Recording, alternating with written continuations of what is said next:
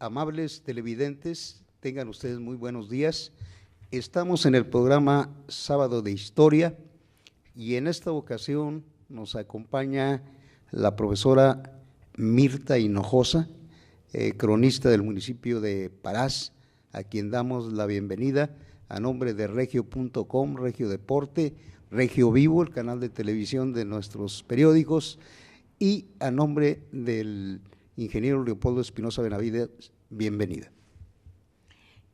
Es un honor y un verdadero placer encontrarme esta mañana ante estos micrófonos y ante este periódico tan querido para nosotros los cronistas como es regio.com, para hablar de mi pueblo tan querido, de esa tierra tan soñada que es Parás, Nuevo León.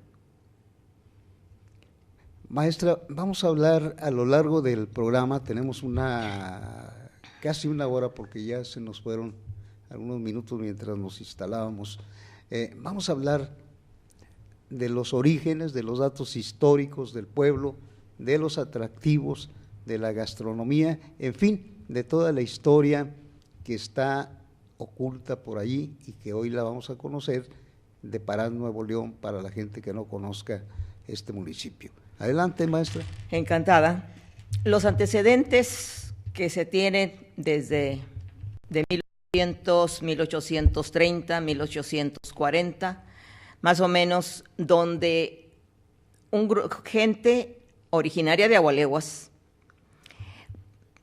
pretendía poder quedarse con un terreno llamado Huizachal de los Canales, hacia el norte, que eran terrenos de Agualeguas, más bien eran tierras solas, atravesadas por el río Álamo, y un 19 de septiembre de 1850, don José María Flores, un vecino de San Francisco, hoy Apodaca, y en representación de 38 familias, vecinos todos de Agualeguas y Cerralbo, hacen la petición al gobierno del estado de este predio, de este lugar, al gobernador don Pedro José García. Ellos solicitaban ese terreno porque por ahí era un cruce de caminos de Tamaulipas hacia Sabinas y la incursión de los indios bárbaros que asolaban la región, o sea, los alazapas. Ellos le decían al gobernador que era propicio ese terreno para poder formar o fundar una villa, para poder contrarrestar todo ese golpeteo que sufrían los pobres, sus ranchos, los robos, asesinatos. Y viendo todas estas circunstancias, el gobernador hace eco y de inmediato les concede ese terreno.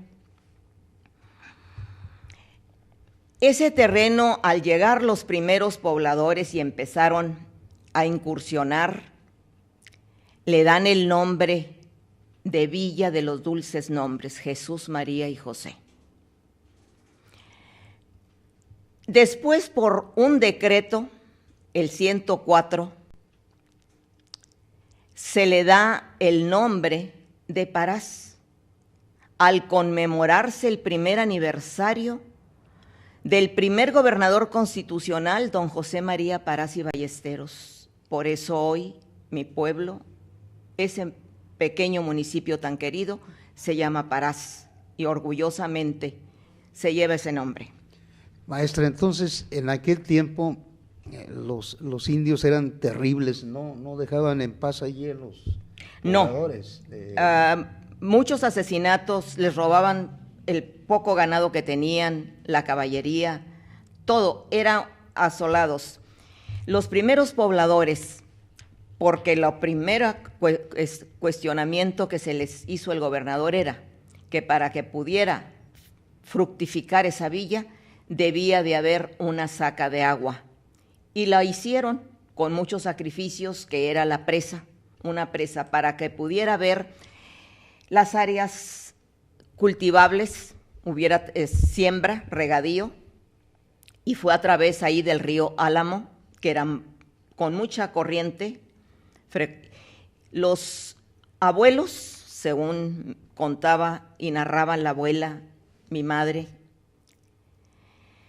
que sus abuelos, sus padres, iban y trabajaban con la forma más rudimentaria, alumbrados por unas lámparas, trabajaban hasta de noche porque no los dejaban trabajar, y así surgió la presa Parás, y empezaron las tierras a fructificar. Tuvimos unos grandes graneros, ahí se cosechaba de todo, desde caña de azúcar, por eso había moliendas. En los patios cruzaba las acequias, los patios de las casas, y por ahí todas las casas eran verdaderos vergeles, verdaderos jardines, con mucha fruta, todo se cosechaba. Llegó a ser primer lugar en Nuevo León en la cosecha de trigo, maíz. Ahí no había hambre, porque todo había en nuestras casas y en nuestros campos, porque el agua es lo más importante. ¿Y hoy cómo andamos de agua ahí en este municipio, maestra? Como en todas partes, se agotó. Aquel río caudaloso que disfrutábamos todos, nada más esperar las avenidas, las crecientes, cuando se venga una torrencial lluvia, se puede ya tener, pero pues se termina. Ahorita se está careciendo como en todas partes, pero es por nosotros mismos que hemos dañado nuestro sistema ecológico. Oiga, maestra, ¿y de qué vive la gente de allí de Parás? Nuestra gente ha sido siempre una gente muy trabajadora, luchona. Yo les voy a hablar y narrar de qué manera nuestra gente, con todas sus carencias, nuestros antepasados, al formarse el primer ayuntamiento, que quedó integrado, que fue el 1 de noviembre de 1851, por el primer alcalde, don Eusebio Cantú, de Agualeguas, don Blas María de la Garza, don Ignacio Cadena y don José Ángel Hinojosa. Su primera junta de ayuntamiento lo hicieron en una comunidad perteneciente a este municipio, que es El Tanque. Ahí fue donde sesionaron por primera vez, y de ahí le comunican al ciudadano gobernador, porque todo paso que daban ellos y toda decisión que iban a tomar se la notificaban al gobernador para que diera su visto bueno. Le notificaron que ellos iban a permanecer ahí en El Tanque, en la comunidad, porque era un rancho muy grande, para protección, para poderse proteger de los indios, y asimismo poder llegar a formar la nueva villa, ir formando sus trazos, sus casitas, sus chozas, porque eran jacales de adobe, de techos de paja. Algunas empezaron las construcciones ya más de piedra, como el sillar. Ellos siempre trabajando en el campo, labrando, cuidando, haciendo, y así se fueron formando las primeras casas, los primeros lugares, porque al diseñar el cuadro para la plaza, el de la casa consistorial, que sería la presidencia municipal, para la iglesia, para la casa cural. La primera construcción que empezaron ellos a edificar, lo que es ahora la presidencia municipal, fue en 1892. ¿De qué manera lo hacían ellos? Poniendo su propio trabajo. Unos cooperaban si tenían dinero con 5, con 10 pesos, con 15. Otros traían material. Y así, en 1892, a solicitud que le hicieron al general Bernardo Reyes para la construcción de la casa consistorial, fue de 1,050 pesos. Que era una fortuna. Era una fortuna. Ellos tenían un presupuesto que le dijeron al gobierno que era de 800, pero pues les faltó material y se llevó hasta 1,050 pesos. Pero lo que faltaba lo ponían los vecinos, vendiendo uno de sus animalitos y de esa manera. Llegó mucho había el ganado caprino, ganado menor y ganado mayor. Por eso, para nuestros lugares de estas áreas del noreste, empezó a entrar mucho el cabrito. ¿Por qué? Porque lo que más había eran las cabras. Y de ahí también la gente se acostumbró más a esa clase de alimento. Por ejemplo, en las festividades, para cuando preparaban sus fiestas, pues era el cabrito. Esa fue la primera construcción. Después viene para construir su capilla. En la capilla la pusieron la de los dulces nombres. La hicieron en 1863 de igual manera, una pequeña capillita, porque tuvieron la visita del ilustrísimo obispo de la diócesis, Francisco de Pauda y Berea, fíjense en ese tiempo, 1863. Iban hasta allá a esos poblados que no había caminos, eran veredas, y así nos asistían ellos a sus feligreses. Así asistían las grandes personalidades. Las grandes personalidades desde esa época, los gobernadores, todos los gobernadores, el gobernador Siller, el gobernador Viviano, y así sucesivamente. ¿Pero en qué viajaban, maestra? ¿Viajaban en aquel tiempo? En tracción animal, en guayines, carretas, era todo las vías de lo que teníamos para movilización en esa época. Adelante, maestra, sí. Muy bien. Ahí fue muy importante, como siempre, la mujer. Las damas, esas damas que nunca se daban por vencidas y trabajaban junto, igual con el hombre, para levantar su pequeña villa, para que el pueblo fuera progresando. Y así, después de la iglesia, se formó los primeros salones, o sea, en 1800, el 22 de septiembre, este es un detalle que a mí me ha emocionado mucho. El 22 de septiembre de 1895, el matrimonio formado por don Pomposo Villarreal y doña Victoria Molina inauguran un salón que era su casa e hicieron pues un saloncito con mayores dimensiones, y entonces en un periódico semanal que había, La Unión Fronteriza, en Guerrero, Tamaulipas, porque era la comunicación que había para las compras, era de Parás a Guerrero, Tamaulipas. Estaba más cerquita que... Era lo más cerquita. Entonces, y era el que pues más antiguo, había más cosas para encontrar, que fue el que quedó ahora dentro de la presa Falcón, que ya se desapareció para hacer la nueva Ciudad Guerrero. En ese periódico, en la inauguración de se hizo un baile de gala, porque era la inauguración del salón, y ahí surge, sin nombre, pues vamos a llamar un cronista, me imagino que ha de haber sido un gran maestro, que hace toda la relación de ese baile, de las damas, cómo iban vestidas, elegantemente vestidas. Toda una crónica. Pues. Toda una crónica de Terpsícore, dice el cronista, con los tules. Dice que la luna se ruborizaría al verlas. O sea, muy elegante. Elegantes. Entonces de ahí comienza la buena fama de la elegancia de las damas, la belleza de las damas.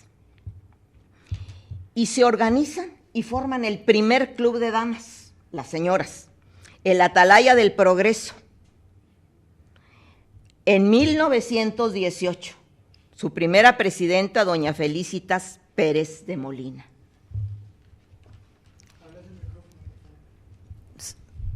¿Sí?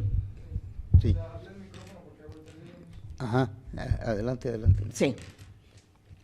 Ellas con la finalidad de poder ayudar a la iglesia, porque la primera iglesia, al llegar la época revolucionaria, cuando ya se terminó, van unas soldaderas y prenden veladoras y se incendia.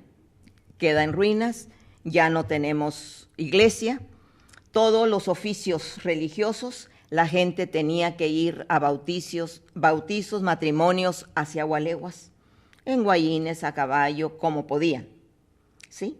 Y entonces ellas se organizaron para lo de la iglesia y para hacerle un kiosco a la plaza y poderla ir formando como una verdadera plaza. Ellas duraron más o menos como hasta 1927 y lograron construir el kiosco en la plaza. Pero para lo de la iglesia hay un dato muy importante. Cuando toma posesión el gobernador Bernardo Reyes como gobernador, la Junta de Mejoras Materiales se reunieron y juntaron entre todos una cooperación para comprar 12 bancas para ponerlas en la plaza. 12 bancas. 12 bancas, fíjese nada más. Para lo de la iglesia, como por 1935-36 se forma el Comité Católico para poder trabajar para una iglesia porque no había. Duraron, pues, ya mucho tiempo, hasta como al 52, se erigió la iglesia del Sagrado Corazón de Jesús. Desde el 35 empezaron a trabajar. Las cooperaciones eran de 10 centavos, de 20 centavos, de $1 el que podía dar más. Pero ellas hacían rifas, bailes, tardeadas, días de campo, y fueron juntando sus centavos y se terminó la iglesia en 1952 con el nombre del Sagrado Corazón de Jesús, con el mismo piedra sillar que había de la antigua. Y ahí va la historia de la iglesia. El 20 de mayo de 1978, ya en estos tiempos, una gran fiesta para nuestro municipio, la consagración de la nueva construcción más moderna de la Iglesia del Sagrado Corazón por el excelentísimo doctor don José de Jesús Tirado, arzobispo de Monterrey, por un benefactor, un hijo de Parás, Fernandito García Hinojosa, residente en Matamoros, Tamaulipas. Vive, trajo arquitectos, todos los planos, y la dona al pueblo a nombre de su madre, doña Adelina Hinojosa de García, y de su tía, doña Julia Hinojosa Lozano. Esa es la síntesis de una pequeña, de cómo nuestro pueblo fue de una manera avanzando en la cuestión, vamos a decir, religiosa. Y esa iglesia, ¿no la traemos por ahí en alguna fotografía? Ahí están. ¿Sí? Ahí está, se puede ver perfectamente bien la iglesia. Bueno, y ese espíritu de trabajo, esa cooperación, todo eso que usted nos cuenta, se conserva todavía en Parás. Sí. Ahí tenemos la primer campana, que era muy grande y muy pesada, en la primera capillita. La tenían detenida en 2 horcones, y ahora ahí la tenemos al frente de la iglesia en un muro puesto. Y de ahí de Atalaya ya se desintegra ese club en 1927, lo de los clubs, y en 1945 se organizan todas las jóvenes y fundan el Club Femenil Parás, que todavía está, con su primera presidenta, la señorita Amparo Gutiérrez Ruiz. Pasan los años, todas las nuevas generaciones. La finalidad era porque se necesitaba en el pueblo un lugar más amplio, las actividades sociales, políticas, de todo para bodas, aniversarios, todas las festividades del municipio, se necesitaba un salón más amplio. O sea, un centro social. Un centro social. Entonces, estas jóvenes empezaron a hacer sus bailes, sus fiestas, con la finalidad de hacer su propio centro social. Fíjese nuevas generaciones pasaron y pasaron. Me tocó ser de las poner la primera piedra en ese centro social. Hasta su inauguración se termina en 1964, cuando estaba de gobernador el licenciado Olivas Villarreal. Esas son después, siempre trabajando las señoras viendo a ver qué hacían. En 1958, este es en la cuestión social, un grupo de señoras funda el Club 330. ¿Por qué 330? No es una carabina. Son 3 damas entusiastas con 30 socias que iniciaron a trabajar haciendo sus bailes. Las veías con un entusiasmo todas las señoras. Maestra, vamos a ir a un pequeño corte. Con todo gusto. Para seguir hablando de Parás, no se vaya. Vamos a continuar con Sábado de Historia y regresamos en un minuto.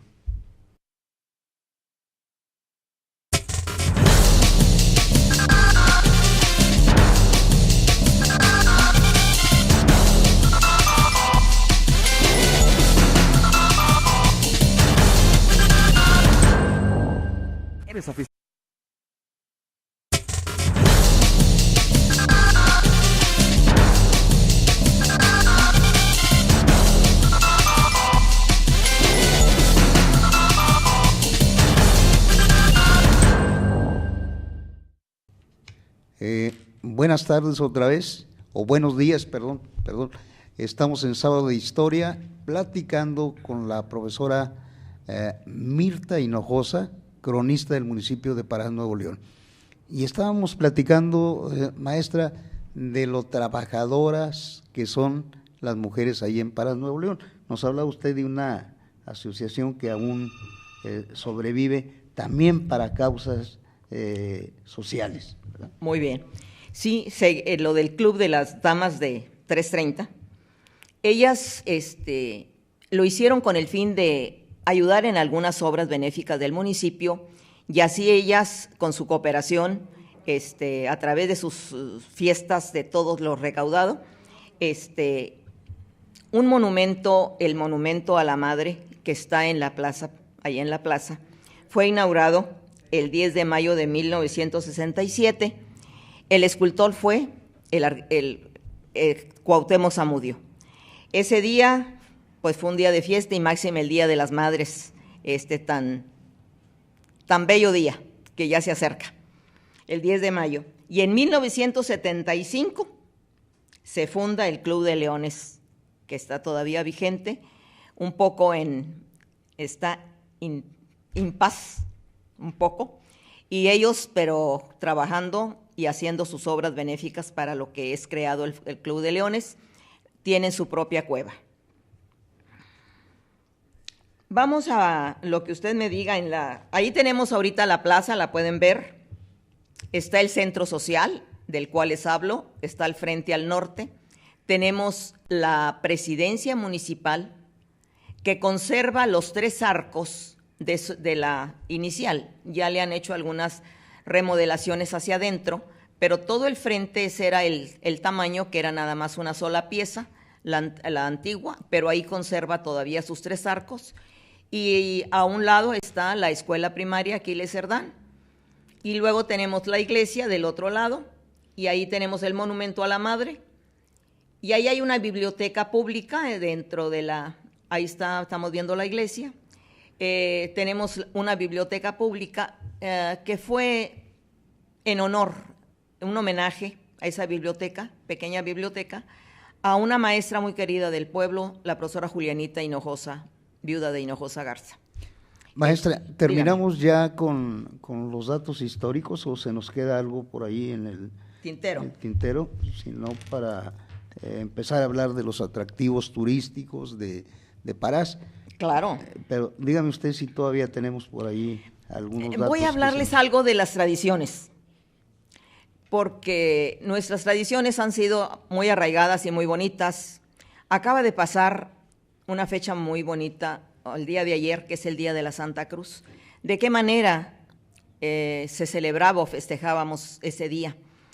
Y máxime ahorita que estábamos hablando de la falta del agua, cuando estaba el problema fuerte, porque hubo años muy fuertes de sequía, que incluso en épocas pasadas, allá por los apenas empezando 1900, hasta las clases en las escuelas se suspendían porque no tenían para pagarle al maestro. La presidencia municipal les pagaba porque era una forma particular. Todas las damas católicas salían de la iglesia, hay una cruz de madera muy grande, y salían en peregrinación hacia la Santa Cruz, en la parte de arriba que hay a la entrada de Parás, una loma, y se iba rezando el rosario y cantando. Y en el río metían la cruz y pedían el agua. Y pues, bueno, y ahí ayer deben de haberlo hecho, no como lo hacíamos antes o como se hacía antes de introducir la cruz al agua, pero sí siguen la tradición. Y viene el Día de las Madres. Una fecha muy, muy significativa y muy bonita. En las escuelas, los maestros se organizaban y días antes a la fecha se entonaban y se ponían a practicar los coros y las mañanitas a las madres. Los maestros con los alumnos a la medianoche salían y recorrían todas las calles del pueblo a cantarle las mañanitas a las madres.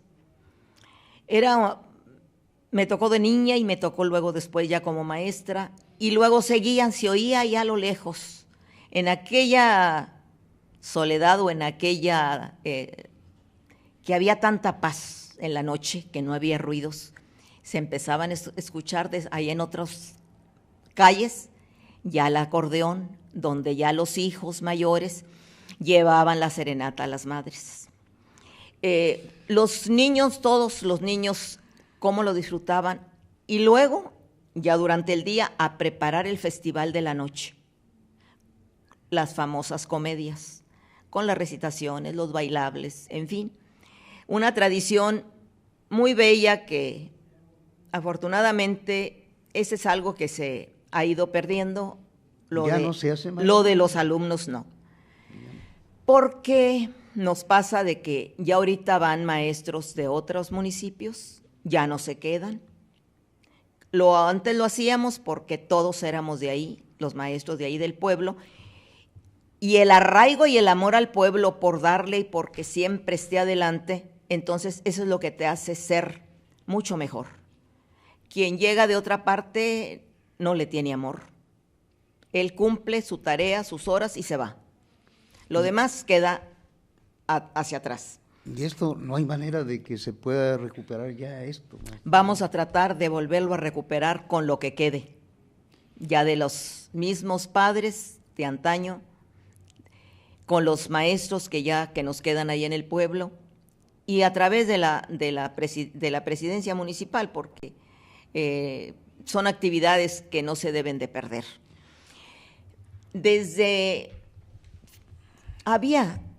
1891 y hasta 1930 y tantos, siempre había las ferias en el pueblo. Se hacían las ferias y con corridas de toros.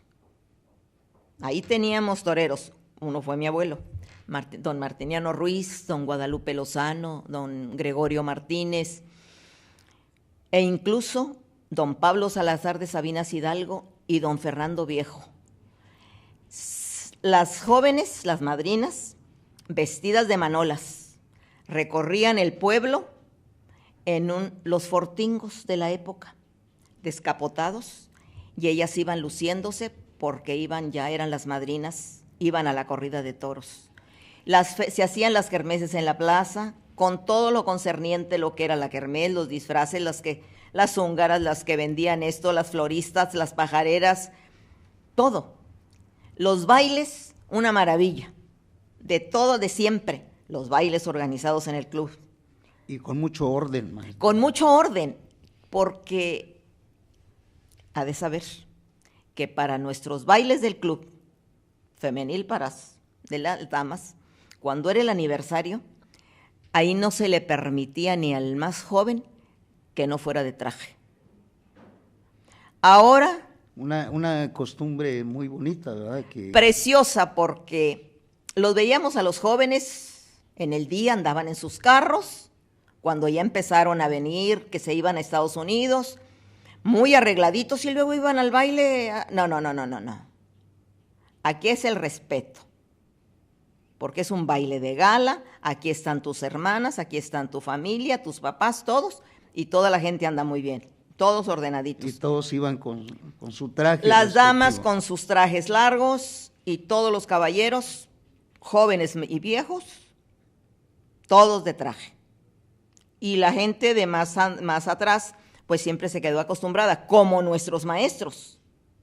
Todos iban de traje, humildes trajes, pero ellos siempre iban de traje, porque era el respeto.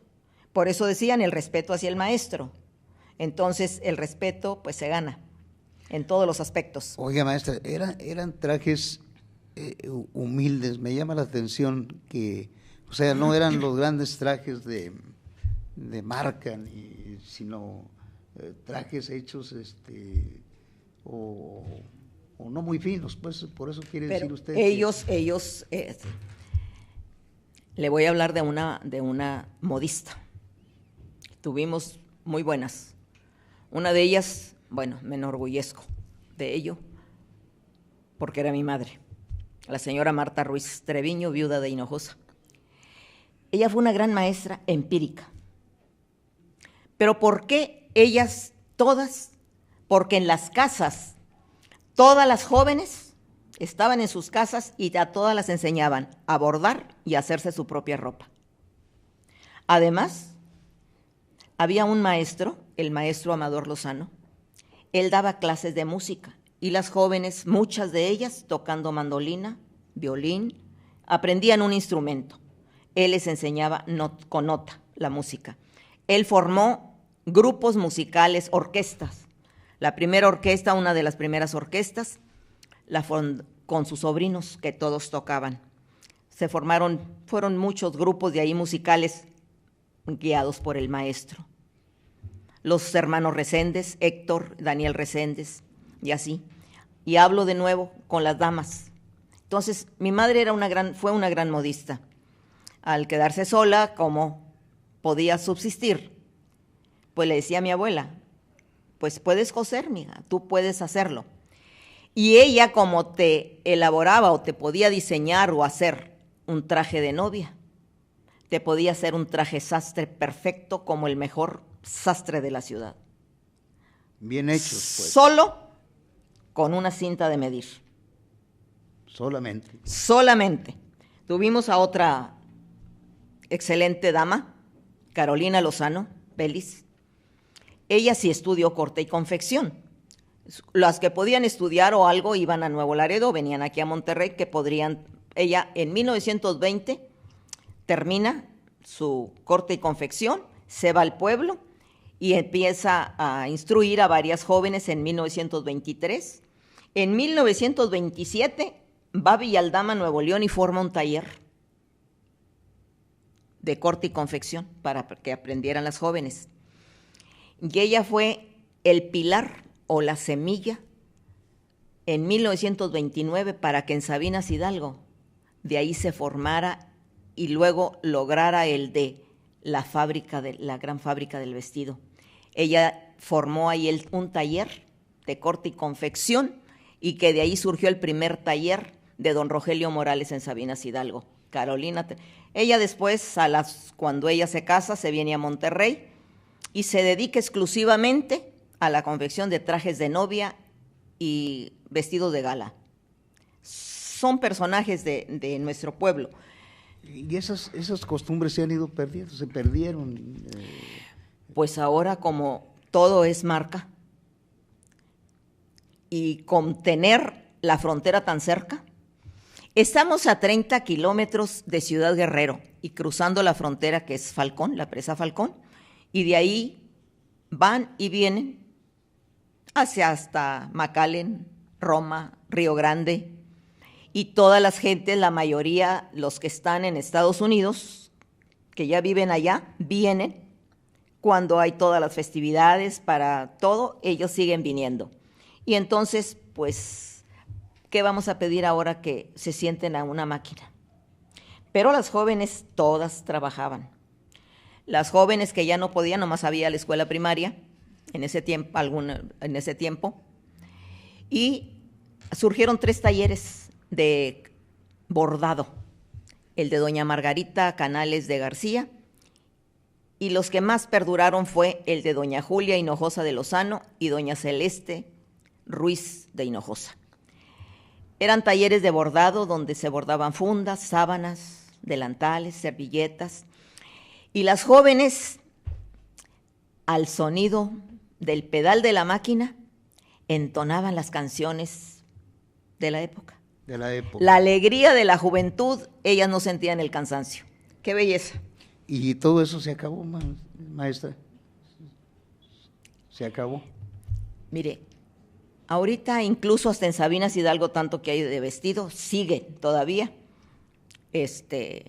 Pues ahí ya surgieron más y más. Ahí todavía perduran muchísimo porque pues es una forma de vida que tienen todos los diseñadores y que tienen las fábricas. Pero ya ahorita acá nuestros jóvenes ahora quieren todo fácil. Con las nuevas tecnologías, como todos los que ves, tienen las manitas ocupados, pero con un celular. Pero no la imaginación de nuestros niños, por ejemplo, para hacerse sus propios juguetes, para tener ellos y diseñar cómo iban a diseñar ellos su propio juguete, su carrito, su trompo, de todo, cómo jugaban con sus canicas.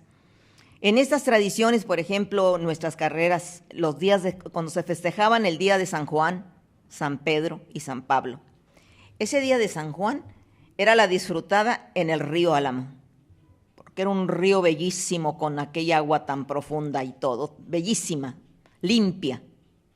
Se tenía por tradición que ir a bañarse al río con las rosas de San Juan. El mero día de San Juan. El mero día de San Juan. El 24 de junio. Exacto. Las rosas de San Juan son unas florecitas que se dan en un árbol ahí en el río, en la orilla del río, y es un champú natural. Y nos decía, pues es que crece el pelo. No, pues allá vamos, a las zambullidas al río. ¿Usted fue alguna vez ahí? Pues claro, ¿verdad? Claro ahí lo que sabemos de natación y todo, ahí lo aprendimos en nuestra alberca natural. Dentro de las costumbres y tradiciones, la maestra Mirta trae algún material que a ver si lo podemos captar por ahí, que nos hable de estas costumbres que también se perdieron, maestra, de la elección de reinas, ¿verdad? Ay, qué belleza. A mí me emociona, por ejemplo, ver esta cartulina de 1951. Nuestra primera reina fue en 1950, en el centenario del municipio, que fue la señorita Olga Molina García. Y ese póster, el póster es de María Eusebia, que era que le dice la reina del camino, para Nuevo León, el concurso de simpatía. En los 3 municipios, General Treviño, Agualeguas y Parás, se unieron los 3 alcaldes, los 3 municipios, para poder hacerse de dinero, porque no había cooperaciones de gobierno. Estamos hablando de 1951. Ahí todas las obras eran por cooperación de los mismos vecinos, como podían, con fiestas, con reuniones. Y ese reinado se organiza para sacar la reina del camino. Y comienzan, el boleto costaba 5 centavos. Ahorita si les mencionamos a los jóvenes, se ríen 5 centavos, sí, porque el centavo valía. Entonces, a través de esto, ella sale de reina y fue coronada en 1951. Y así se hicieron otros reinados, por ejemplo.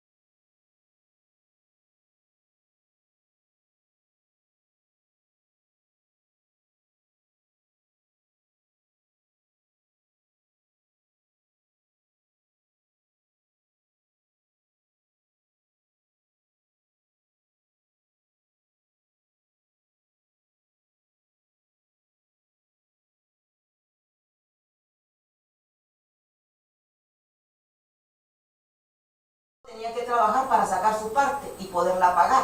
Así fue a través de los reinados, por ejemplo, para poder abrir ese camino en el 51, abrir un camino más recto hacia Gualeguas y luego conectarse con Treviño, desde el 51. Eso de las cooperaciones, fíjense, para la iglesia, la primera capilla, cuando fue el arzobispo, él dejó 50 pesos. 50 pesos. 50 pesos. Que era también mucho dinero. Y de ahí todos los pobladores hicieron lo mismo, entonces ya juntaron, hicieron la capilla. Y así fue la primera iglesia, y así fue la casa consistorial, y así fue la plaza, así fueron los caminos, así fue la carretera, así fue lo del agua potable. Tuvimos Nada de papá gobierno en aquellos tiempos, ¿verdad? Era... No había, no. Gente voluntariosa. Nada, no había papá gobierno y tenían que responderle al gobierno en qué gastaban todo lo.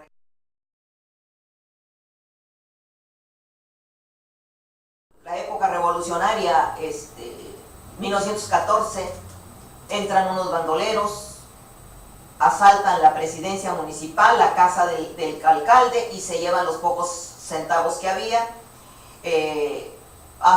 Queman todos los papeles de tesorería, en fin, eran las épocas difíciles para nuestro pueblo y nuestra gente. No fue nada difícil, no fue fácil todo lo que ellos, como lo estamos viviendo ahorita, todo lo que los jóvenes, las nuevas generaciones están disfrutando, fue el sacrificio de nuestra gente, de esa gente luchadora, que no se arredró ante nada, ante ninguna adversidad.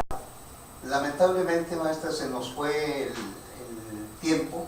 Prometemos invitarla para otro programa porque se nos quedaron muchos datos ahí en el tintero. Yo quisiera que le enviara un mensaje a la juventud, a su pueblo, y cuál es la conclusión que sacamos de esta charla que tenemos aquí en Región. Yo en primer lugar, agradecer este medio. Y para mi pueblo, pues a los jóvenes, para nuestras autoridades, que velen más por esos jóvenes. No enseñarlos nada más a estirar la mano y a nuestra gente, porque no tengo, me tienen que dar. Hay que enseñarlos a luchar, porque es muy fácil estirar la mano, pero qué satisfacción tan grande cuando esa mano se llena con nuestro propio esfuerzo, con lo que hemos recogido de nuestro trabajo. Yo les deseo a esa juventud que piensen que hay un futuro muy bello, que no lo echen a perder. Tenemos en nuestro pueblo lugares que pueden ir a visitar y muy bellos. Cada año los invitamos para que vayan al final, el día que se celebra nuestras fiestas de aniversario, se termina con una cabalgata donde se unen familias, amigos de todos los lugares vecinos, de todos los municipios, ciudades, estados vecinos. Es un panorama tan bello. Vayan a disfrutar nuestro sitio, nuestro lugar, y no olvidar que ahí están nuestras raíces. Maestra, muchas gracias por haber estado aquí. Prometemos invitarla pronto porque se nos quedaron muchas cosas por ahí que comentar. Estoy a su entera disposición, y para hablar de mi pueblo son corto el tiempo que me den siempre. Muchas gracias. Feliz domingo.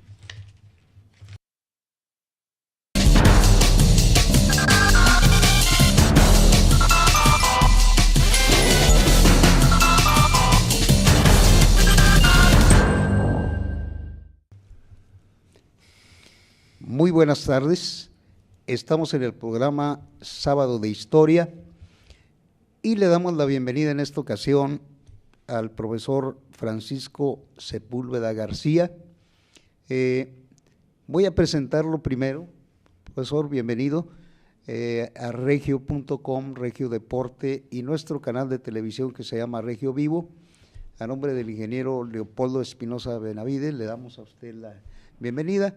Gracias por estar aquí y ahorita hago la presentación. Perfecto, José. Gracias, al contrario, por la oportunidad que me dan de estar con ustedes, de llegar al público que yo creo que lo ven en muchas partes del mundo, y aquí estamos para servirles. Vamos a hablar en este programa de todas las riquezas, de las costumbres, de las tradiciones, de los atractivos de Santa Catarina, de la gastronomía también, vamos a hablar de la gastronomía. Y bueno, nuestro invitado, voy a presentar a nuestro invitado del día de hoy, el profesor Francisco Sepúlveda García. Nació en La Fama, Santa Catarina, Nuevo León, en 1946, es jubilado, profesor jubilado de la Universidad Autónoma de Nuevo León, que es el alma mater de muchos nuevoleoneses. Su servidor también es egresado de ahí.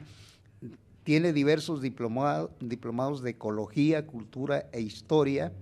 Es también director, fundador de los talleres literarios La Bolita y La Trama y sus revistas de difusión del mismo nombre. Pintor de rescate y fundador de Creatividad Poniente AC, que incluye pintura, escultura, fotografía. Es miembro fundador y es presidente del Consejo Promotor del Arte y la Cultura en Santa Catarina, AC, desde 1991. También fue recipientario de la Medalla al Mérito de Promoción Cultural Celso Garza Guajardo, edición 2008, otorgada por el Colegio de Cronistas e Historiadores del Estado de Nuevo León. Es cronista actualmente de Santa Catarina, Nuevo León, y miembro del Consejo de la Crónica del mismo municipio. También es custodio honorario del Instituto de Antropología e Historia desde 1994 y se ha dedicado a la paleontología. Ha publicado novela Bajamil Historia, ¿verdad? No, esa fue una novelita. Bajamil es una, por decirlo así. Bajamil e Historia, ¿verdad? Bueno, sí. Y la cronología de Santa Catarina, alcaldes mayores de Pesquería Grande. En colectivos, en libros colectivos. Bueno. La Plaza de la Fama, Santa Catarina en el Tiempo, bueno, hay un montón ahí. Entonces, como ustedes ven, tenemos frente a nosotros, frente a la pantalla de su televisor, de la computadora, a un hombre muy culto, muy preparado. Y sin más, profesor, pues vamos a empezar a hablar de Santa Catarina. ¿Qué nos cuenta de los orígenes, cómo se fundó este municipio? Y bienvenido, está en su casa. Gracias, José. Bueno, pues, perdón, hablar de la historia de Santa Catarina es también hablar de la historia de Monterrey, porque pues nació... Están entrelazados, ¿verdad? 2 meses después de haber sido fundada la ciudad de Monterrey. Sí, Monterrey se fundió el 20 de septiembre de 1596. A los 2 meses, o sea, el 20 de noviembre de ese mismo año, le entregan al capitán Lucas García los títulos y propiedades para que se vaya a poblar aquella área. Y hablar del capitán Lucas García, que forzosamente fue uno de los 12 jefes de familia que poblaron la ciudad de Monterrey. Fueron 12, por supuesto, ¿verdad? Pero también de Diego Montemayor, que es el que comandaba todo, ya eran 13 pobladores. Pero hablar del capitán es hablar de mucha historia, ya que si buscamos por ahí en la historia, a través del tiempo vemos que de él desciende gente muy ilustre. Ahorita no vamos a, por decirlo así, a ser muy específicos, porque inclusive no vengo preparado, ya que el libro del capitán Lucas García de Carne y Hueso lo dejé en la municipalidad para que le dé una revisada, esperando que prontamente se publique. Y ahí es donde marco la relación que existe entre el capitán Lucas García y el padre Mier, Fray Servando Teresa Mier Noriega y Guerra, que es descendiente del capitán, allá por 6ª generación más o menos. O sea, para darnos una idea de cómo el capitán, sin pensarlo por supuesto, ¿verdad? Porque nadie sabe, por ejemplo, mi nieto, tu nieto, si va a ser presidente de la República, va a ser un jugador de fútbol, ¿verdad? No sabemos, ¿verdad? No sabemos, definitivamente. ¿Qué nos depara el destino? El Adelante, destino, exactamente. Sí. Otro ahí de los personajes ilustres también es Francisco Ignacio Madero, también desciende de 7ª o 8ª generación. Lo tengo perfectamente anotado. Pero a mí lo que me ha interesado más que nada es difundir la historia del Santa Catarina, que poco conocemos en realidad, porque información que cualquiera puede entrarle a internet y decir, bueno, voy a ver cuál es el platillo favorito de Santa Catarina, y lo sacamos en internet, el vestido, el corrido de Santa Catarina, todo lo podemos conseguir en internet ahorita. Bueno, aquí vamos a escuchar la historia de Santa Catarina, contada por el cronista de Santa Catarina, y con base en fuentes informativas que él mismo ha investigado. Así es que si usted está pensando que estos datos que va a dar nuestro invitado están en internet, pues mucha equivocación, porque aquí hay información fresca, información verídica, auténtica. Y adelante, profesor. Así es, José. Ahorita me estaba refiriendo precisamente a que del capitán Lucas hacia atrás poco conocemos. Inclusive a mí todavía me queda la duda de por qué se puso el capitán Lucas.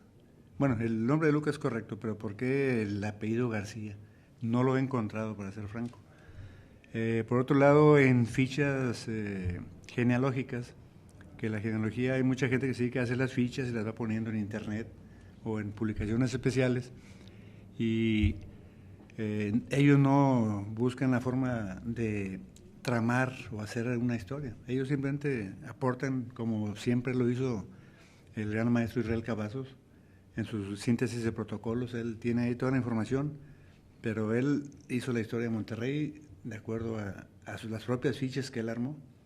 Entonces, genealógicamente hablando también con las fichas, por ahí encontramos de que el capitán Lucas García, que era español, decían en un principio, después decían no, es portugués, pero por ahí encontramos en una ficha que el capitán Lucas García pues ya era criollo, por decirlo así. Nada más que siempre se les distinguía, ¿verdad?, diciendo su lugar de origen materno o paterno, ¿verdad? Podría ser si es español, le ponían en los documentos español. Portugués, le ponían portugués. Pero resulta que el capitán Lucas nació en el año de 1676 en Nueva Galicia, actual Tampico, Tamaulipas. Es más, ya se llamaba Tampico en ese tiempo.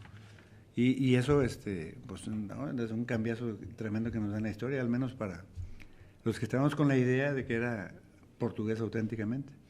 Y es concebible porque... Es tamaulipeco, pues. Pues por decirlo así, sí, por decirlo así.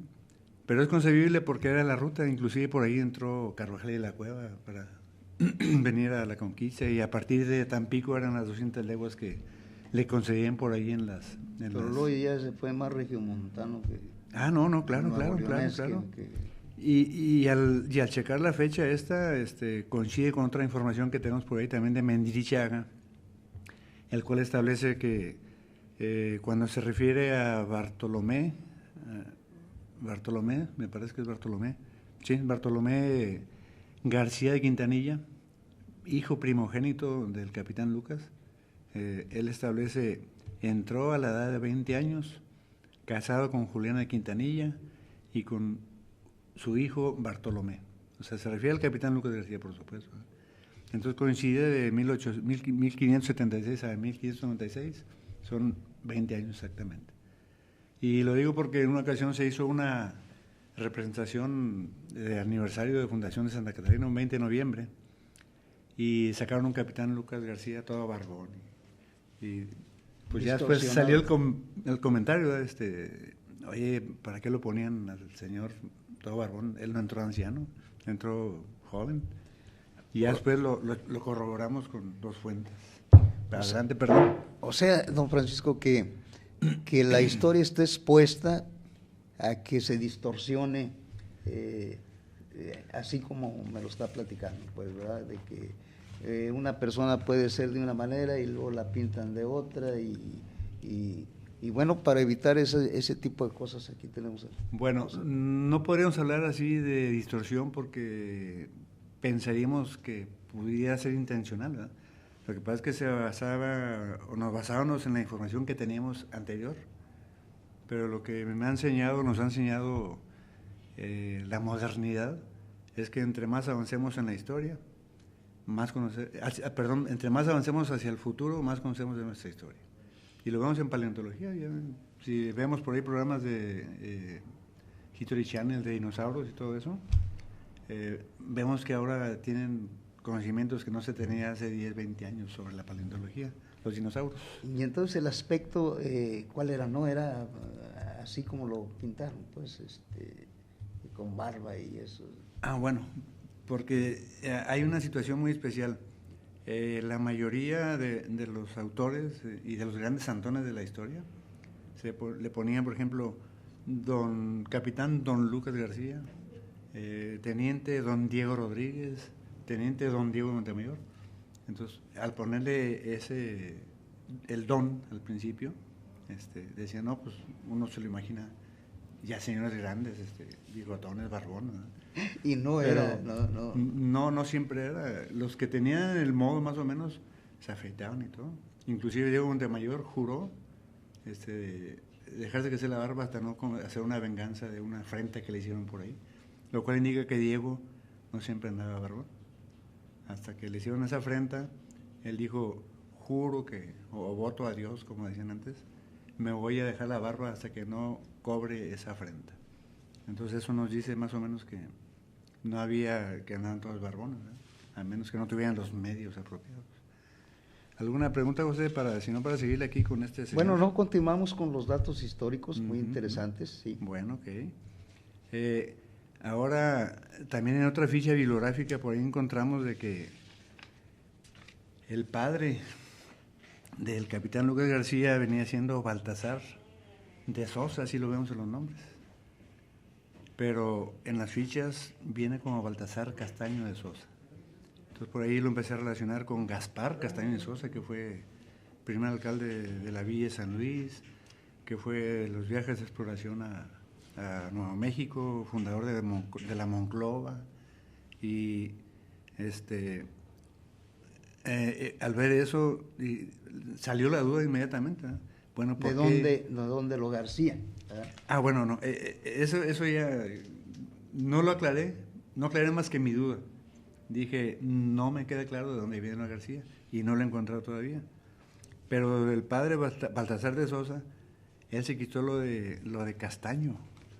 ¿Por qué? Porque a través de otras revistas hay un investigador muy bueno también que sacó una publicación, Samuel Temkins, hizo una investigación, y en ella podemos ver donde él anda buscando el paradero, los antecesores de Gaspar Castaño Sosa, que fue brazo derecho de Carvajal de la Cueva. Entonces, donde él andaba buscando sus antepasados, lo único que encontró fue que muchos castaños, y de ahí, en juicios de la Inquisición. Entonces, a partir de ahí, él saca más o menos una línea genealógica, que tenemos que comparar fechas y todo para que pueda cuajar, porque si hablamos de que yo tengo 40 y tantos años, en 1930 y tantos, pero resulta que después sale mi padre de 20 años en 1950 y tantos, ya no encaja ahí cronológicamente, y tiene uno que echar esa línea de investigación o de indagación, por decirlo así. Entonces este señor Baltasar, posiblemente, como a Gaspar Castaño también se lo llevaron para investigarlo en la Inquisición y no le comprobaron nada, pero lo desterraron a las Filipinas, que fue donde murió por allá, antes de que recibiera la noticia de que había sido perdonado, que no tenía, que era totalmente inocente. Por allá murió en un naufragio, una batalla. Ya no se enteró él de que... Ya no se enteró exactamente. Pero por lo pronto, posiblemente Baltasar Castaño Sosa empezó a quitarse el castaño, porque como te digo, están los antecedentes de 10... Que había muchos juicios ahí en la Inquisición. Pues, exactamente. Que era terrible, yo creo que tiempo eso de caer en manos de la Inquisición. Como sale por ahí una caricatura, disculpen la comparación, o sea, una caricatura de los Simpson, vamos a hacer la prueba para ver si esta mujer es bruja. La vamos a aventar al barranco. Si vuela, es que es bruja. Y si no vuela, pues... Una crueldad así, sí. Tremenda, ¿verdad? Exactamente. Entonces, don Francisco, básicamente, ¿cuándo se conmemoran los años de la fundación de Santa Catarina? Para seguir hablando. Claro. El 20 de noviembre de 1996 se le entregan los títulos de propiedad, las mercedes, todo, al capitán Lucas García. Y ya me imagino, de acuerdo a otros datos por ahí también que encontramos, que él va con algún séquito de representantes del ayuntamiento y todo, y con los indios que los acompañaban, porque él se hicieron acompañar también de los indígenas, de los nativos, los naturales de aquí de la región. Pero en otros documentos vemos, por ejemplo, un yerno de él años después, en 1635, recibe unas, a nombre de su suegra Juliana Quintanilla, recibe unas mercedes, y él arrancó hierba y sacó agua del río en señal de posesión. O sea, me imagino que fue un rito también que ellos hicieron por aquellos tiempos. Pero también hay cosillas por ahí, medias perdidas también en la historia, y que a la gente pues le interesa. ¿Cuáles son? Por ejemplo, el 8 de febrero de 1624, el capitán Coajuco y el capitán, también por decirlo así, capitán, eran caciques, su hermano Colmillo, atacaron la ciudad de Monterrey. Yo creo que ya lo conoce, es una noticia que ya conoce mucho mundo, perdón. Noticia nueva, no, noticia viejísima. Pero eso lo consignó el primer cronista de Nuevo León, Alonso de León. Cuando Alonso León escribe todo eso, pone la fecha, porque le pasó por cierto ahí un capitán o cacique, Cuencamé me parece que se llama, y le dice, y así lo escribe el cronista, dice, y días después dieron con la hacienda de Santa Catarina, pero no dice cuándo. Pero pues leyendo un libro, leyendo otro libro, sacando información de aquí y de allá, y trayendo muchos nombres en la cabeza. Diego Pérez de Orellana, me parece que viene en el cedulario de Israel Cavazos, otro de los grandes libros del maestro Israel. Lo agarro, ahí viene. Diego Pérez de Orellana, muerto por los indios en la hacienda de Santa Catarina el 31 de marzo de 1124.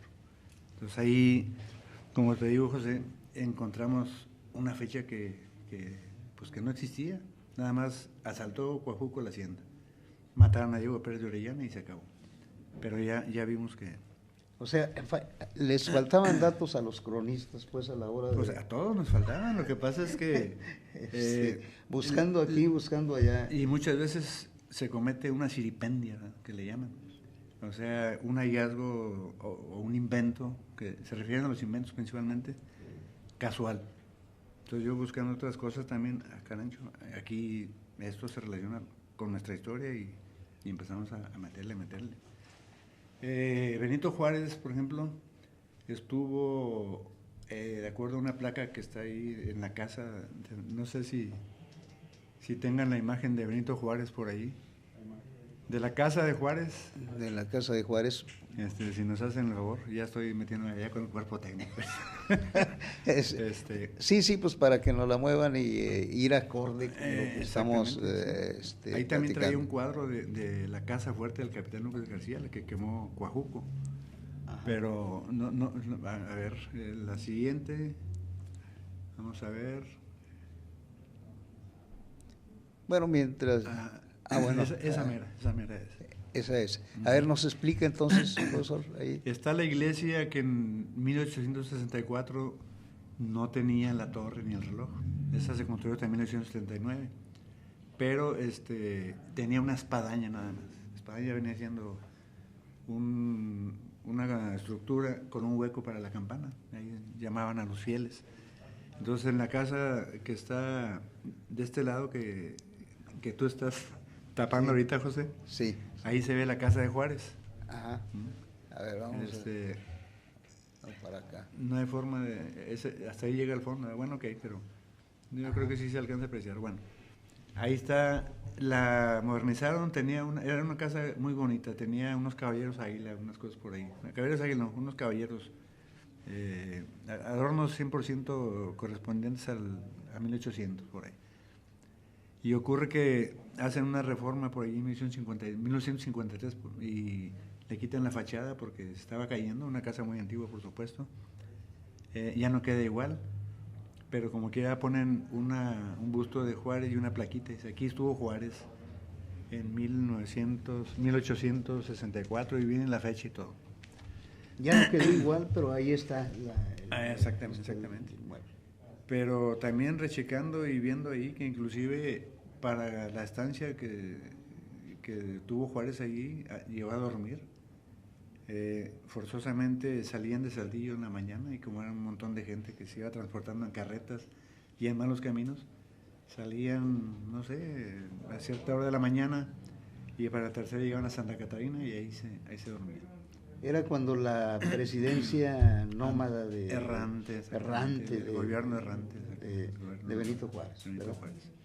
Ahora sí, si me permite echar mano a un libro que es el demo, lo escribí sobre la historia de Santa Catarina en los centenarios. Lo que ocurrió. Este libro es escrito por usted. Sí, pero inédito. Inédito. No conoce todavía la luz. No, por decirlo así, está en tintero. Lo que pasa es que aquí lo pusimos de tal manera que es más fácil para mí revisarlo.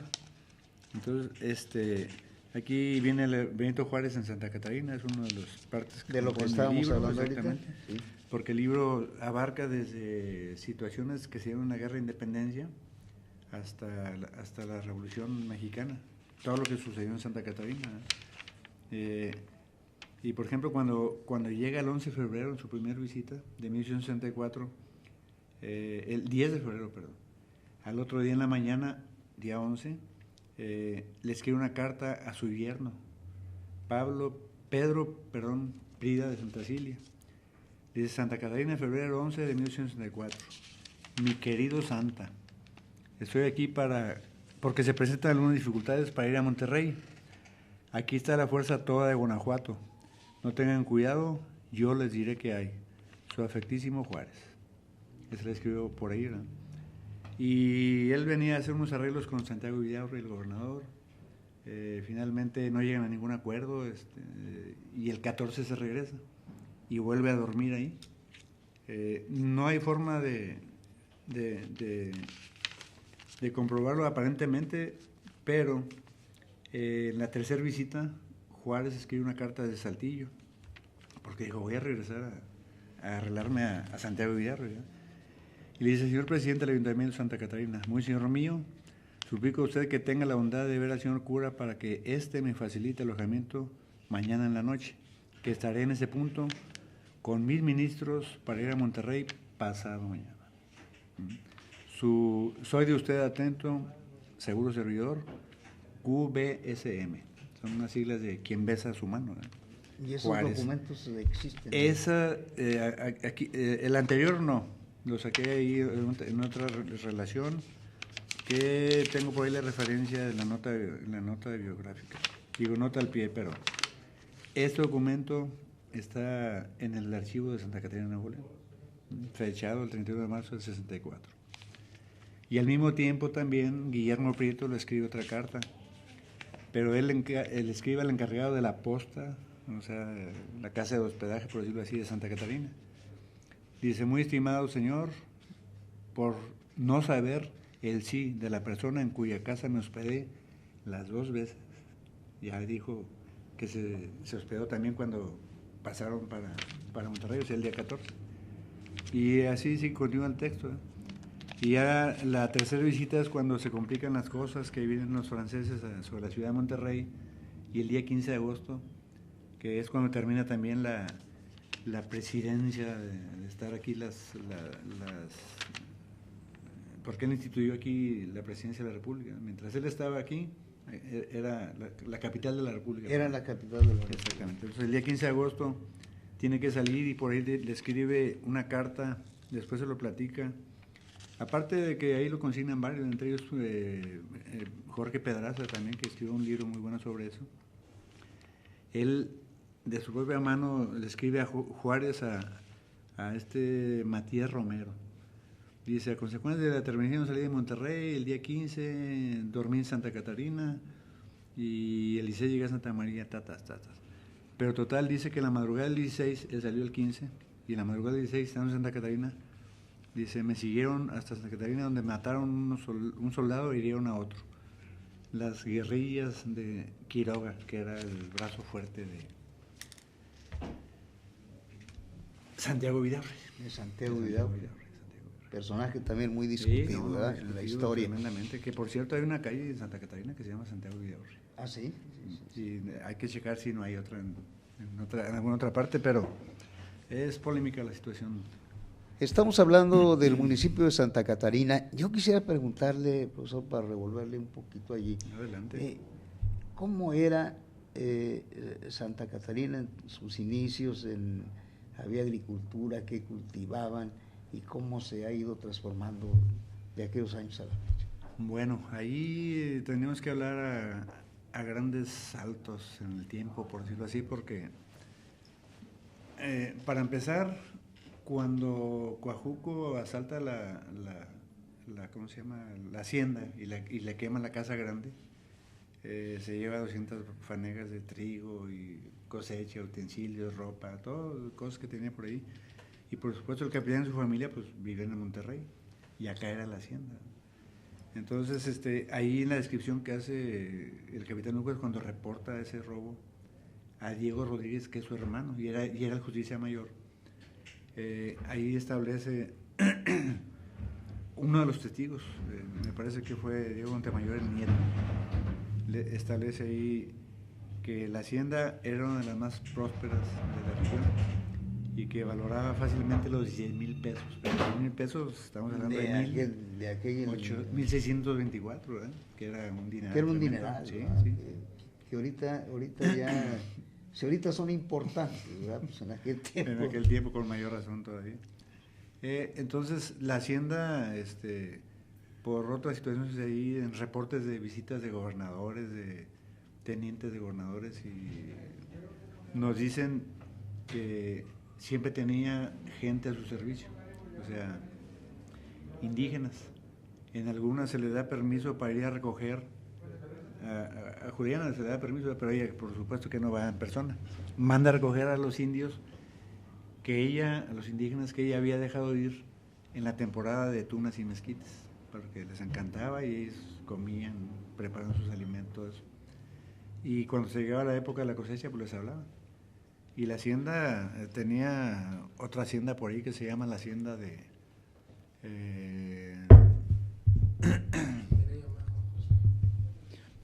A ver, vamos a atender Claro que sí, una llamada telefónica. Con gusto, Disculpe con la gusto. interrupción. Sí, adelante, ¿quién nos habla? Adelante, ¿quién nos habla?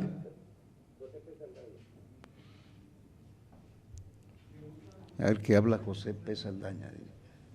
Dice, pero el nombre de la asociación es José P. Saldaña, ¿verdad? De la Asociación de Cronistas. Asociación de Cronistas, sí. A no ser que exista una persona que se llame. ¿Así se llama usted? Bueno. Bueno. Habla el licenciado Armando Leal, presidente de la Asociación de Armando. Sí, Armando, adelante. Buen día, Armando. El presidente de la Asociación de Cronistas, Sí, licenciado Armando Leal Ríos. Sí, te estamos escuchando. Está conmigo aquí el profesor Francisco Sepúlveda García.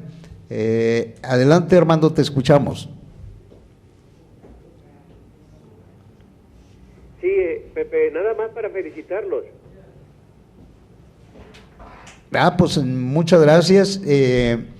Aquí te está escuchando el cronista de ahí de Santa Catarina. Nada más para felicitar. Qué amable, licenciado Armando, en llamar para darnos la felicitación. Te agradezco que me hayas invitado de pasada, ¿eh? Qué amable fuiste. Qué amable eres, más bien.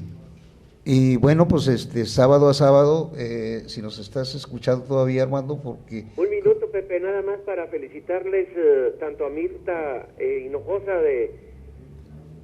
de Parás. porque realmente… Sí, adelante. Como que hay alguna valla por ahí. Sí, felicitar a Como que se corta, ¿verdad? Exacto.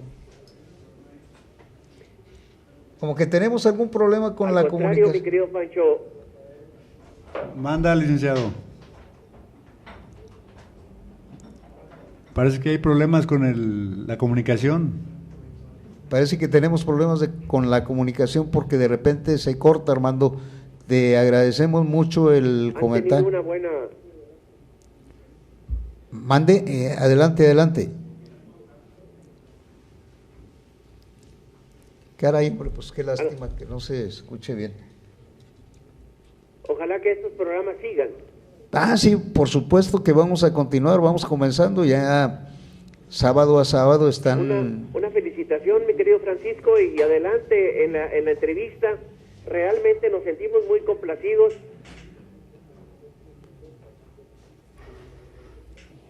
Como que de repente se va, Sí, se va.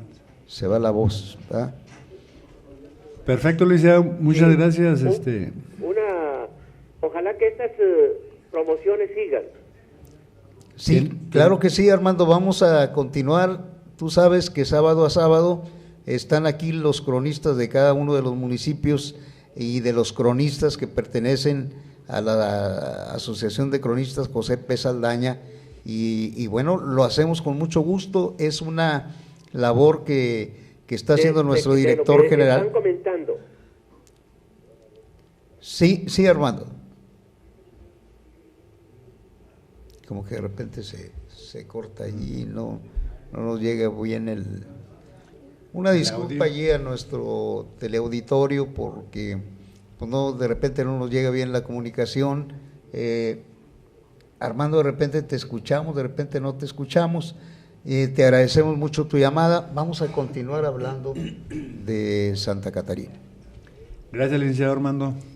Gracias, José. Nos quedamos en la hacienda, ¿verdad? Quedamos en la hacienda. Era muy próspera. Adelante, Pepe. Sí, muchas Felicidades. gracias, Armando. Muchas gracias por tu llamada. Vamos a continuar con el programa aquí con Francisco, con don Francisco. Y claro que por supuesto que vamos a seguirle dando difusión a cada uno de los municipios y que en esta ocasión estamos hablando de Santa Catarina. Gracias, Armando. Bueno, adelante. Gracias, total, Pepe. Hasta luego. Hasta luego, Hasta sí. luego. Estábamos en que la situación de ahí del… Naranja. Ahí está bien. Pues era un pueblo, digo, era una hacienda en realidad, cuantificar no sabemos, ¿verdad? Pero en los reportes, como decía, que hacían los gobernadores, o los enviados también de los gobernadores para que checaran cómo estaba la situación ahí de las haciendas, viene que los atendían bien a los indígenas, que les daban de comer, que les impartían también ¿cómo se llama? La religión católica y una serie de cosas. Pero la hacienda se fue fraccionando, ya sea por herencias o por ventas, y se fue. Y ahorita hacía una referencia a la hacienda del Álamo, los Cuatay, que en una de las visitas también dice, doña Juliana presentó a Diego y 6 integrantes de la tribu de los Cuatay. Entonces me imagino que le pusieron el álamo por algún árbol, porque eran muy dados a... Era muy dado ese árbol en aquellos tiempos, sí, ¿verdad? Y la gente podía poner el lugar, por ejemplo, el charco hondo o el charco azul, o todo ese tipo de situaciones que se daban. Y a lo mejor le pusieron ahí el álamo a los Cuatay porque los Cuatay eran una tribu que ya estaba sentada ahí a la llegada de los españoles, o bien que ahí los congregaron ellos para la siembra y todo ese rollo. Maestro, ¿y cómo se fue transformando Santa Catarina de aquella fecha hasta nuestros días? Bueno, espero que sirva de ejemplo lo que voy a decir. De la hacienda del Álamo, herederos de Juana de Farías, hija del capitán Lucas, que tomó el apellido de un abuelo de ella, se casa con Nicolás Flores de Ábrego de Saltillo. Entonces también por situaciones de herencia y todo eso, y ya no se le denominó en los documentos al menos, no se le denominó Hacienda del Álamo Los Cuatay, se le puso el nombre de Hacienda de Ábregos. Y en esa Hacienda de Ábregos en 1856 se inauguró la fábrica de textiles de La Fama, que fue la primera gran industria textil, ¿verdad? La primera gran industria, la primera. Y a partir de ahí perdió el nombre de Hacienda de Ábregos. Antes decían, oye, ¿a dónde vas? A la Hacienda de Ábregos. Y a partir de que la importancia que tenía la fábrica y todo eso, decían, ¿a dónde vas? A La Fama, porque así se llamaba la fábrica. Así se llama, y así se le quedó. Y se le quedó el nombre de La Fama. Entonces, eso nos da un ejemplo ahí de cómo fue evolucionando la fama, al igual que de Santa Catarina. Pero ahorita hacemos más detalles. ¿Alguna pregunta, José? Esa primera fábrica sirvió como un detonador para luego convertirse en una ciudad industrial como es ahorita Santa Catarina. Sí, definitivamente, porque inclusive algunos autores manejan de que fue la primer asociación o sociedad anónima que se estableció. No estoy seguro de eso yo, pero me lo han comentado. Lo que sí es cierto es que la industria estaba muy grande, que otras industrias textiles de otros estados tenían problemas, o el trabajador textil tenía problemas, perdón. ¿Y qué ocurría? Se venían a La Fama y llegaban de Bella Unión, aquí Coahuila, venían de Aguascalientes, venían de Parras, de otras partes. Y La Fama se hizo muy cosmopolita en ese sentido, porque concurrieron gente de muchas partes. O sea, ¿cuántos trabajadores tendrían, no? Viendo el Museo del Blanqueo, el Museo Industrial del Blanqueo, hace poco tuvimos una plática ahí con alumnos de una preparatoria, vi ahí un cuadrito ahí en acrílico, y es una nómina de los trabajadores de alguna fecha, tiene que tener por ahí, ¿verdad? Pero nada más bien numerosa, pues. No alcancé a abrirla, estoy apenas en situación de decirle, oye, denme oportunidad de copiarla más o menos, porque tenemos algunos nombres por ahí. Por ejemplo, cuando construyen la iglesia San Francisco de Paula en La Fama, mi hermano, que también, el genio, muy conocido también, él entrevistó a uno de los curas de La Fama, a uno de los padres, y él sacó una papelería y sacó la fecha y algunos nombres también ahí. Entre ellos un Agapito Padilla, que venía de Saltillo, y que era alarife, o sea, era albañil. Oiga, don Francisco, ¿y cómo se involucra un cronista en los problemas de la comunidad? ¿Ayuda, solamente observa o cómo es la relación con las autoridades? Bueno, de hecho yo creo que los cronistas deberíamos al menos tener un gran sentido de responsabilidad social, o sea, estar con las causas populares, con las causas de las masas. Algunos así lo sienten o lo sentimos y no lo manifestamos, pero yo creo que sí es una situación que debe de estar muy inherente, porque el estar empapado de la historia y de estar viendo tanto alegrías como tristezas a través de la historia, o cómo es que uno está revisando, pues lo hace que se identifique más y que sienta el arraigo hacia nuestros propios municipios. Oiga, don Francisco, y esta profesión de cronista, este oficio, más bien, lo paga de su propia bolsa el cronista? ¿Es por amor al arte o es pasión, bueno, vocación? Mucho es parte de vocación, algunos también nos encanta, no me puedo excluir yo, las candilejas, el micrófono, y por el hecho de estar inclusive no nada más parado por las candilejas y el micrófono, sino también por difundir nuestra historia, ¿no? y el orgullo que tenemos por nuestra historia nos hace en cierta forma decir que todo lo hacemos gratis. Pero siempre, como es un nombramiento que se da por cabildo, se busca el apoyo para algún viaje de estudios, para alguna asistencia a un congreso o algo, y es sabido que siempre se les da el apoyo. En el caso muy particular de Santa Catarina, sí hay ahí un salario, y es cuando uno se siente más obligado a hacer las cosas, a presentar proyectos para la difusión de nuestra historia. Muy bien, ¿y cómo es la relación con las autoridades ahí, don Francisco? Pues tiene, aunque se enoje un cronista, por ejemplo, yo, si me hacen algo, pues yo me tengo que aguantar. ¿Por qué? Porque yo tengo libros que quiero que lleguen a la comunidad. Entonces tenemos que ser muy diplomáticos, tenemos que ser muy consecuentes, tenemos que ser muy maduros en todos los sentidos. Políticos, en una palabra. Pues políticos se oye más feo. Sí, no, debemos ser ecuánimes con la situación, porque inclusive yo fui en el 2004-2006 cronista de Ciudad Santa Catarina. Hubo un cambio de administración, me dijeron adiós, perfectamente, perdón. ¿Cuándo veremos la luz de este libro? Bueno, yo hice la propuesta ya de una enciclopedia histórica de Santa Catarina, compuesta por 4 tomos, entre ellos, perdón, ese lo encontré de casualidad, otra siripendia contigo, pero es una cosa que ya había hecho yo por ahí y está formando parte de mi producción. Los valles de San Pedro y Santa Catarina, 2 tratados coloniales. Esto está por lo imprimí como un demo, como pero en este tratado estoy hablando de mucha historia de las haciendas de Santa Catarina. Entonces, y de los alcaldes mayores. Que estén muy al pendiente entonces. Porque, no, de hecho esperemos que el licenciado Víctor no vaya a sentirse comprometido porque lo diga en público, pero pues yo me gustaría que esto que aportamos... Que apoyara. Que apoyara, exactamente, porque inclusive él deja su marca, deja su huella. Si nos está escuchando el licenciado Víctor Manuel Pérez Díaz, que fue diputado local, que es amigo nuestro, pues le mandamos un saludo y ojalá que ayude aquí a nuestro amigo.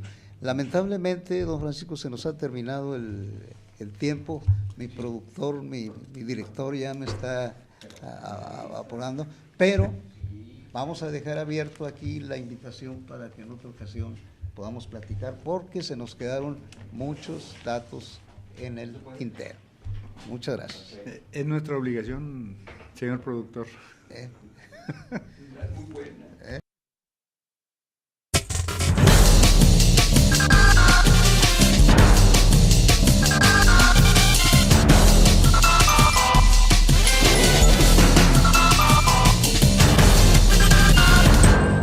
¿Eres aficionado